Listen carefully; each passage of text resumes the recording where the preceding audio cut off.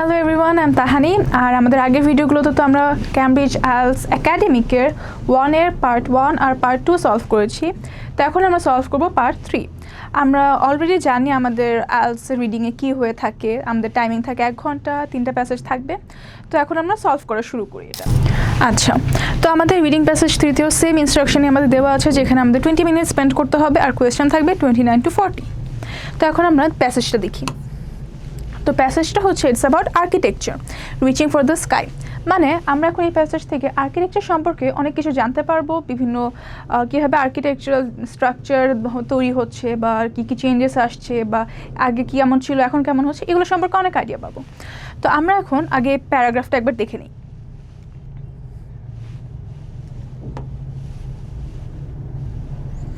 আচ্ছা, তো এখানে আমাদেরকে আগে বলা হয়েছে যে architecture is the art and science of designing buildings and structures. আচ্ছা, তাছাড়া আরও বলা হয়েছে যে একটা বিল্ডিংটাতে যখন তৈরি করা হচ্ছে সেখানে কিন্তু শুধু একটা ডিজাইনারের যেমন হাত আছে, তেমন কিন্তু একটা ক্লায়েন্টেরও কেমন ইচ্ছা থাকে বা সে কেমন ডিজাইন চায়, এটাও কিন্তু একটা বিল্ডিং দেখলে আমরা রিফ্লেক্ট করে। তো তার সাথে আরও বলেছে যে একটা বিল্ডিং বানাতে বা একটা আর্কিটেকচারাল স্টাইল যে কবে বানানো হবে বা কতদিন টাইম লাগবে, এটা কেউ প্রেডিক্ট করা যায় না। তার সাথে এখানে আরও বলেছে যে এই যে এখানে but the origin of what now generally known as modern architecture can be traced back to the social and technological changes of the 18th and 19th century. Instead of using timber, stone and traditional building techniques, architects began to explore ways of creating buildings by using the latest technology and materials such as steel, glass, concrete and strengthened steel bars. আচ্ছা, মানে হচ্ছে আগে কিন্তু আর্কিটেক্টরা use করতো এই যে timber, stone আর traditional building technique, মানে হচ্ছে পাথর, তারপরে কাঠ, এগুলো দিয়ে আগে বাড়ি ঘর সব কিছু বানানো হতো, আর্কিটেক্টরা এগুলো ইউজ করতো। কিন্তু এরপরে মডার্নিজমে অনেক চেঞ্জেস আসে, মডার্ন টেকনিক্স আসে, যেখানে তারা ইউজ করে স্টিল, গ্লাস আর কনক্রিট। তো এখন যেহেতু টেকনোলজিক্যাল অ্যাডভান্স, মানে হচ্ছে যেসব উন্নতিগুলো হচ্ছে বা ইনোভেশনগুলো হচ্ছে, এগুলো কিন্তু শহরেই বেশি দেখা যাচ্ছে। তো এর জন্য দেখা যায় গ্রাম থেকে অনেক মানুষ বিভিন্ন কাজের উদ্দেশ্যে বা এখানে যেহেতু লাইফস্টাইলটা ভালো হতে পারে, এর জন্য দেখা যায় রুরাল এরিয়া থেকে শহরে এসে পড়ছে। অ্যাজ আ রেজাল্ট এখানে পপুলেশন বেড়ে যাচ্ছে শহরের, আর সাথে স্লাম মানে বস্তিও বেড়ে যাচ্ছে। সাথে আরও বলেছে যে এটা যখন আর্কিটেক্টরা, ইউরোপিয়ান আর্কিটেক্টরা যখন এটা নোটিস করে, তখন তারা আবার এই বিষয়ে কাজ করা শুরু করে। সো তখনই a new style of architecture emerge to reflect more idealistic notions for the future. It was made possible by new materials and construction techniques and was known as modernism. আচ্ছা, মানে হচ্ছে এখন একটা নতুন আর্কিটেকচার স্টাইল আসে, যেখানে বিভিন্ন নতুন নতুন টেকনিক, ম্যাটেরিয়াল, জিনিসপত্র ইউজ করা হয়, যেটাকে এখন তারা নাম দিচ্ছে মডার্নিজম। তারপরে বলেছে by the 1930s many buildings emerging from this movement were designed by the international style. আচ্ছা, এখন আমরা দেখব ইন্টারন্যাশনাল স্টাইলে কী কী ছিল। সেখানে অনেক সিম্পল জিওমেট্রিক ফর্মস ইউজ করা হতো, আর সাথে ওয়ালগুলো পেন্ট করা হতো, সাদা কালার করা হতো ওয়ালগুলোকে। খুবই সিম্পল ছিল, জাস্ট যাতে কাজটা হতে পারে, বিল্ডিংয়ের যে মেন উদ্দেশ্যটা ছিল বানানোর, ওই কাজটা যেন হয়। কোনো ডেকোরেশনও ছিল না, ইনফ্যাক্ট যে ডেকোরেশনগুলো ছিল ওগুলো রিমুভ করা হয়েছিল, যে they were stripped of unnecessary decoration. তো এখন আমাদেরকে এখানে কিছু আর্কিটেক্টদের নাম দেওয়া আছে যারা অনেক ইনফ্লুয়েন্সিয়াল ছিল ওই টাইমে, আর তারাই হচ্ছে এই মডার্নিজমের আইডিয়াটাও ডেভেলপ করছিল, এবং তাদের আরও অনেক আইডিয়া ছিল, কিন্তু এটা তখন বাস্তবায়ন করতে পারেননি, কারণ তখন একটা অর্থনৈতিক মন্দা ছিল, আর সেই অভাবের কারণে তখন সেটা হয়নি। আর এটার আরেকটা কারণও হচ্ছে সেকেন্ড ওয়ার্ল্ড ওয়ার, দ্বিতীয় বিশ্বযুদ্ধের কারণেও তাদের আইডিয়াটার তারা বাস্তবায়ন করতে পারেননি। এখান থেকে আমরা জানতে পারছি যে মডার্ন যে আইডিয়াটা ছিল আর্কিটেক্টদের, এটা তারা বাস্তবায়ন করতে পারেনি, কারণ ওয়ার্ল্ড ওয়ারের সময় একটা অর্থনৈতিক সংকট হয় এর জন্য। কিন্তু যখন আবার ইকোনমিক কন্ডিশনটা ইমপ্রুভ করে, তখন আবার তাদের এই কাজগুলো আবার তারা বাস্তবায়ন করতে পারে, তাদের আইডিয়াটা বাস্তবায়ন করতে পারে। কিন্তু প্রবলেম হয়েছিল যখন আবার মানুষরা এই আইডিয়াটা কি তাদের নিজেদের বেশি লাভ করার চেষ্টা করছিল। সো তখন আবার এই যে এটা যে উন্নতি হচ্ছিল মডার্নিজমে, সেটা আবার একটু ডিক্লাইন করে। তো এরপরে আসে হচ্ছে রিইনফোর্সড কনক্রিট আর হচ্ছে আচ্ছা, এই লাইনটা আগে পড়ে দেখি আমরা। The rediscovery of quick and easy to handle reinforced concrete and an improved ability to refabricate building sections mean that builders could meet the budget of commissioning authorities and handle a renewed demand for development quickly and cheaply. মানে হচ্ছে এরপরে নতুন একটা idea আসে যেখানে মানুষের বাজেটের মধ্যেই খুব কমের মধ্যে বিল্ডিংগুলো বানিয়ে দেওয়া যেত। তো এটাই ছিল এই স্লাইডটাতে। এরপর আমরা নেক্সট স্লাইডে যাব।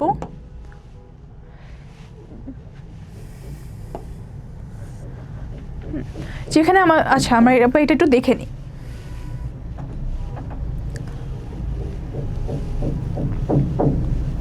ওকে, সো এখানে আমাদেরকে বলা হয়েছে যে তারপরে দেখা গেল ব্রিটিশরা মাল্টি স্টোরি বিল্ডিংস তৈরি করলো, কিন্তু ওই বিল্ডিংগুলোতে প্রবলেম হচ্ছে যে ওখানে পপুলেশন তো মিট করতে পারতো, কিন্তু তাদের স্ট্রাকচারে অনেক ঝামেলা ছিল। তো এর কারণে পরে আবার এগুলোকে ভেঙে দেওয়া হয় এবং এই যে ডেমোলিশ করা হয়, আবার নতুন বিল্ডিংগুলো ওই এক্সিস্টিং জায়গাগুলোতে বানানো হয়। তার সাথে আরও বলেছে এখানে যে preserving historic buildings or keeping only material that were traditional to the area, the architectural style usually referred to as high-tech was also emerging. It celebrated scientific and engineering achievements by openly parodying the sophisticated techniques used in construction. Such buildings were commonly made of metal and glass. আচ্ছা, তো এখানে বলা হচ্ছে যে তারপরে একটা time আসে যখন আর্কিটেক্টরা আবার একটু হিস্ট্রিটা প্রিজার্ভ করার জন্য তারা কিছু আইডিয়া ইউজ করে, তারা অনেক ট্রেডিশনাল মেথড ইউজ করে, যেগুলো দিয়ে তারা আবার হচ্ছে ওই আগেকার যুগে যে জিনিসগুলো অ্যাভেলেবল ছিল ওগুলো দিয়ে তারা আবার বিল্ডিং বানায় বা বাড়িঘর বানায়। তাদের আর্কিটেকচারাল যে স্টাইলটা ওটাতে ইন্ট্রোডিউস করে আগের জিনিসগুলো। কিন্তু এরপরে আসে হাইটেক, যেখানে গ্লাস আর মেটাল দিয়ে কনস্ট্রাকশনের কাজটা করা হতো।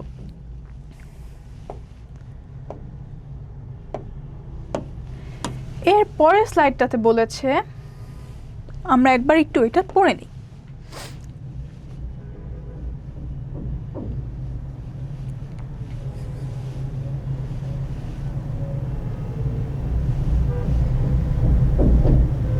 আচ্ছা, তো এখানে আমাদেরকে পোস্ট মডার্ন একটা ডিজাইন নিয়ে কথা বলা হয়েছে, হুইচ ইজ বেসিকলি আগে যে আর্কিটেকচারাল যে স্টাইল ছিল বা আইডিয়া ছিল ওই সবগুলোকে মিক্স করে এই নতুন একটা স্টাইল আনা হয়, যেখানে একটা বিল্ডিংয়েই আগে যা যা ইউজ করা হয়েছিল, টিম্বার হোক, স্টোন হোক, গ্লাস, মেটাল, স্টিল সব ইউজ করা হচ্ছে একটা বিল্ডিংয়ে। তার সাথে আরও বলেছে যে এখনকার যে ট্রেন্ডটা আছে আর্কিটেকচারের সেটা ফেভার করে স্মল স্কেল ডিজাইন, আরও রিফ্লেক্ট করে growing public awareness of environmental issues such as energy efficiency. আচ্ছা, মানে এখনকার যে বিল্ডিংগুলো বানানো হচ্ছে এগুলো খুব স্মল স্কেলে বানানো হয়, কিন্তু তারা এটাও মাথায় রাখছে যে এনভায়রনমেন্টের যেন কোনো ক্ষতি না হয়, কারণ মানুষ এখন এটা নিয়ে আরও বেশি সচেতন। সাথে বলেছে, like the modernists, people today recognize that a well-designed environment improves the quality of life, but is not necessarily achieved by adopting one well-defined style of architecture. আচ্ছা, যেটা বললাম এটাই এখানে বলা হয়েছে। সাথে আরও বলেছে 20th century architecture will mainly be remembered for its tall buildings. আচ্ছা, সো 20th centuryতে আর্কিটেকচারটাতে মেনলি তাদের ফোকাসটাই ছিল টল বিল্ডিংয়ের উপরে, বড় বড় বিল্ডিং বানাবে। They have been made possible by the development of light steel frames and safe passenger lifts. আচ্ছা, তো এই 20th centuryতেই বানানো হতো যে লিফটেরও কাজটা তখনই বানানো হয়, মানে এলিভেটর। সাথে আরও বলা হয়েছে, they originated in the US over a century ago to help meet the demand for more economical use of land. আচ্ছা, as construction techniques improved, the skyscraper became a reality. মানে হচ্ছে এরপর থেকেই যে এক্সট্রা যে আমাদের জমি থাকতো বা ল্যান্ড থাকতো, ইউএস ওটাতে বেশি ফোকাস করতো যেন এই ল্যান্ডটা দিয়ে কোনো কাজ করা যায় এবং ওটা থেকে কোনো একটা অর্থনৈতিক অ্যাডভান্টেজ হোক বা কোনো একটা বেনিফিট হোক। তো এই ছিল আমাদের পুরো প্যাসেজটা। এখন আমরা যাবো কোয়েশ্চেনে। সো কোয়েশ্চেন 29 to 35 বলছে এখানে, complete the table using information from reading passage 3. Write no more than 3 words for each answer. Write your answers in boxes 29 to 35 on your answer sheet. আচ্ছা, তো এখন আমরা দেখব 1920 কি হয়েছিল। তো এখানে আমাদেরকে বৈশিষ্ট্য দেওয়া আছে কিছু, যেমন বিল্ডিংয়ের মেটেরিয়াল ছিল স্টিল, গ্লাস আর কনক্রিট। ক্যারেক্টারিস্টিকে ছিল এক্সপ্লোরেশন অফ লেটেস্ট টেকনোলজি। আচ্ছা, তো আমরা কিন্তু দেখে এসেছিলাম প্যাসেজে যে মডার্নিজমের সময় যেটা হচ্ছে এই যে এটার পরে হয়েছিল, ট্রেডিশনাল মেথডের পরে এখানে আমাদের ইউজ করা ছিল মডার্নিজম।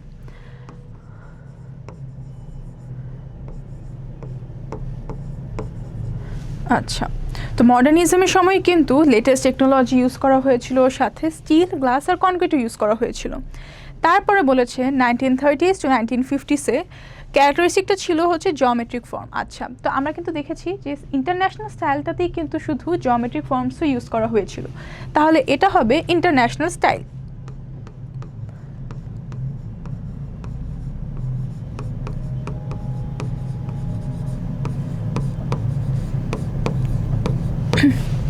এরপরে বলেছে 1960s কী হয়েছিল, decline of modernism, pre fabricated sections. আচ্ছা, তো এখন আমরা আবার একটু প্যাসেজে দেখে আসি 1960s কী হয়েছিল।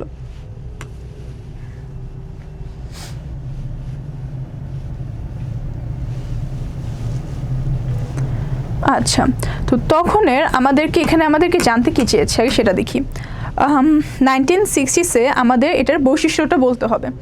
তো আমরা কিন্তু প্যাসেজে দেখেছি যে 1960s কিন্তু ডিজাইনটা যেটা ছিল সেটা কিন্তু অনেক খারাপ ছিল, যেটার কারণে পরে আবার এটাকে ভাঙতেও হয়েছিল। ডিক্লাইন অফ মডার্নিজম ওই টাইমটাতেই হয়েছিল, কারণ তখন বড় বড় বিল্ডিং বানানো হতো মানুষের কাজের কারণে, কিন্তু সেটা দেখা যেত কাজে আসতো না, কারণ পরে আবার লাস্টে ওটা হচ্ছে অনেক বেশি বড় ছিল, তো এটাতে কিছু প্রবলেম দেখার কারণে ওটাকে আবার ভেঙে ফেলা হয়। তো এটা হবে ব্যাডলি স্ট্রাকচার্ড বিল্ডিং।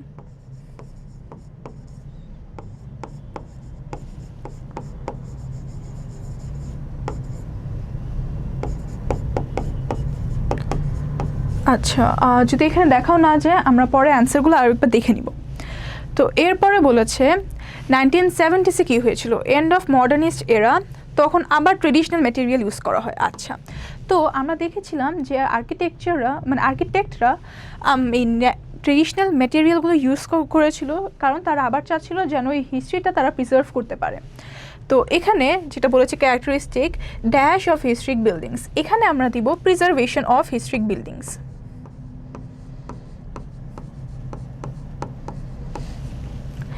এরপরে বলেছে 1970s, যেখানে beginning of dash metal and glass use করা হয় আর সফিস্টিকেটেড টেকনিক প্যারেডেড। আচ্ছা, তো আমরা আবার একটু প্যাসেজে যাব, গিয়ে দেখে আসবো 1970s। হ্যাঁ,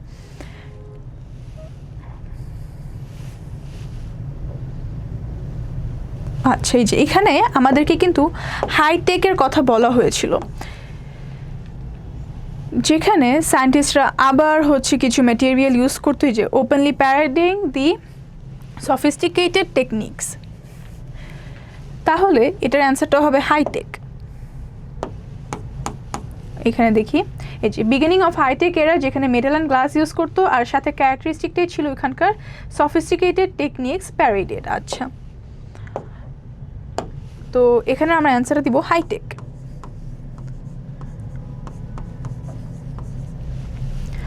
আর লাস্টে হচ্ছে পোস্ট মডার্নিজম। এখানে কী ছিল, বিভিন্ন স্টাইল যেগুলো আর্কিটেক্টরা আগে ইউজ করে এসেছিল ওইগুলোকে আবার কম্বাইন করে নতুন একটা বিল্ডিং বানানো হতো। তো এটার অ্যান্সারটাই হবে মিক্স অফ স্টাইলস বা মিক্সিং ডিফারেন্ট স্টাইলস, যেটাই বলেন।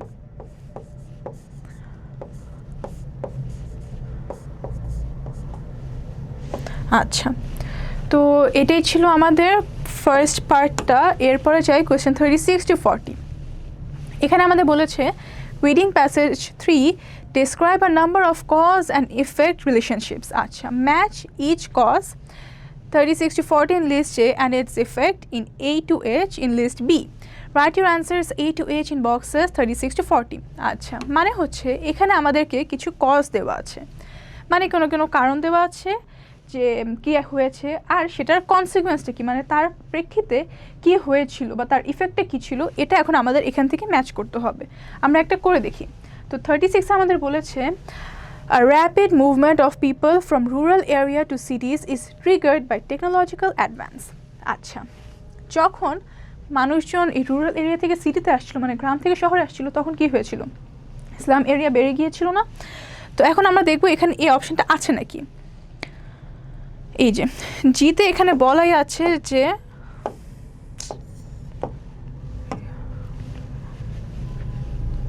হ্যাঁ, এখানে পার্ট অফ সিটিজ বিকেম স্লামস, তাহলে এটা আমরা দিব জি। এখানে বলেছে buildings become simple and functional. আচ্ছা, যখন ইন্টারন্যাশনাল স্টাইলে বিল্ডিংগুলোকে সিম্পল আর ফাংশনাল বানানো হয়েছিল তখন কিন্তু তাদের মধ্যে কোনো ডেকোরেশনও ছিল না, এগুলো সব রিমুভ করে দেওয়া হয়েছিল, তাই না? যেটা আমরা প্যাসেজে দেখেছি। তো এখন আমরা দেখি এই অপশনটা এখানে আছে নাকি। তো এখানে আমরা এফে দেখতে পাচ্ছি যে এখানে বলেছে যে অল ডেকোরেশন ইজ রিমুভড, তাহলে এটার অ্যান্সার হবে এফ। এরপরে 38-এ বলেছে an economic depression and the second world war hit Europe. আচ্ছা, যখন এই ইকোনমিক ডিপ্রেশন মানে অর্থনৈতিক সংকটটা যখন আসে, তারপর যখন দ্বিতীয় বিশ্বযুদ্ধ হয়, তখনই কিন্তু যে আর্কিটেক্টদের যে মডার্নিস্ট আইডিয়াটা ছিল তারা কিন্তু সেটা বাস্তবায়ন করতে পারেনি। তাহলে আমরা দেখব এখানে সেই অপশনটা আছে নাকি। তো এখানে এচি আমাদেরকে বলেছে যে modernist ideas can not be put, তাহলে এটার অ্যান্সার হবে এইচ। তারপরে 39-এ বলেছে multi storey housing estates are built according to contemporary ideas on town planning. আচ্ছা, তো আমরা তো জেনেছি যে যখন এই মাল্টি স্টোরি বিল্ডিংগুলো বানানো হয়েছিল, অনেক বড় বড় বিল্ডিং, কারণ পপুলেশন বেড়ে যাচ্ছিল তখন বানিয়েছে, কিন্তু পরে এগুলোকে ভেঙেও দেওয়া হয়েছিল। তো আমরা দেখি এরকম কোনো অপশন আছে নাকি। আচ্ছা, এখানে সিতে বলেছে number of this have been knocked down, তার মানে নকড ডাউন মানে তো হচ্ছে ভেঙে ফেলা, তাই না? তাহলে এটার অ্যান্সার হবে সি। এরপরে লাস্টেরটাতে দেখি যেখানে 40-তে বলেছে less land must be used for building. আচ্ছা, যখন লাস্টে বলেছিল যে ইউকেতে ল্যান্ডের রিলেটেড একটা ইনফরমেশন ছিল, তখন কিন্তু এটাও বলেছিল যে সেই সময় কী হতো যে নতুন নতুন লিফট এসেছিল, তারপরে লিফট সম্পর্কে কিছু আইডিয়াও আমাদেরকে দেওয়া হয়েছিল। তো আমরা দেখি এখন এই অপশানটা এখানে আছে নাকি। এই যে ডিতে আমাদেরকে বলেই দিয়েছে যে light steel frames and lift are developed. আচ্ছা, তাহলে এটার অ্যান্সারটা আমরা ডি দিব। সো ইয়া, এখানেই ছিল আমাদের 40টা question and we are done with our academic part 1, academic 1 test 1। এখন আমরা একটু অ্যান্সারগুলো একবার দেখে আসি সবগুলো।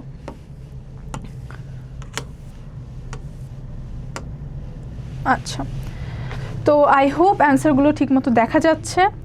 কাইন্ডলি একটা স্ক্রিনশট নিয়ে নেবেন।